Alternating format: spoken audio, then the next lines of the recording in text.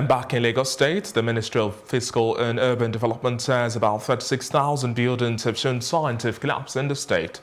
This was its submission at a public hearing on Tuesday on the Ita-Faaji building collapse. We have details of this filed in by Mary Chinda.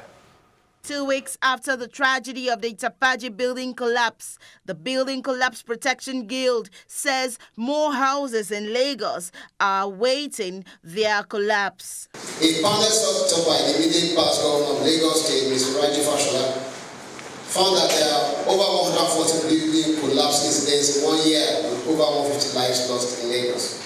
The synagogue church and the Lekki Gardens terrible incidents. The causes of building collapse have been identified too. Among others include faulty design, copied design, lack of comprehensive subsoil investigation before designs are done, non-adherence to designs and professional advice during construction, lack of effectiveness of government agencies charged in the monitoring of the building procurement and production process, quackery at both pre- and post-contract stages, use of substandard materials, poor workmanship, professional incompetence, lack of maintenance. This one-day public hearing on the collapsed building at number 63 Massey Street, Ita-Faaji, Lagos Island, is a rendezvous for various government agencies such as RRS, LASEMA, and the Lagos State Building Control Agency and others to chart a new course of action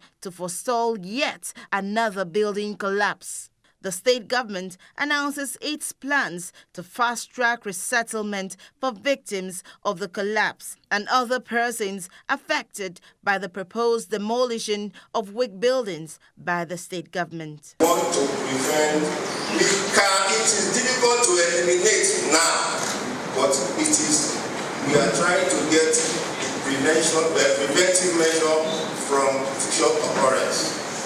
And I hope that those who have adequate information in form of memoranda, in form of oral, please do not hesitate to give us the information that will assist us. Just this Monday, some victims of the Kakawa building collapse had accused the state government officials of constantly collecting bribes from landlords of some buildings earmarked for demolition. An allegation the DG of LASEMA attends to. A situation where the building is back to 2014, 2016 or 2017 and is collapsing in 2019 does not go well for government. We cannot mark a building and should allow it, the owner determine when he wants to go and do the integrity test. What if he does not have money? While he's waiting, one can only hope that after all these machineries put into place, that initiatives such as this will not be swept aside, but will be used to better the lives of the polity. Mary Chinda for PlusTVAfrica.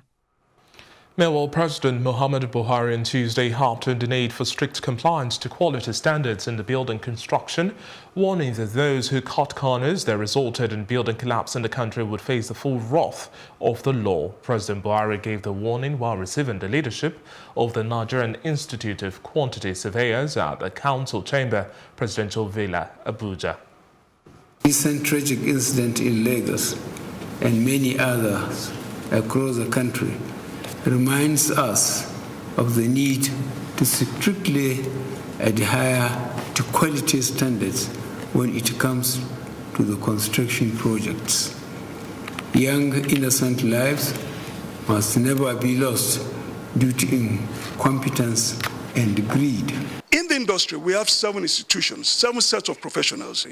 All civil engineering projects in Nigeria, you have the designers, also being the cost managers and being the supervisor.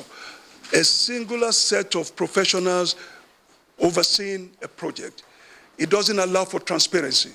It doesn't allow for proper or effectiveness of projects.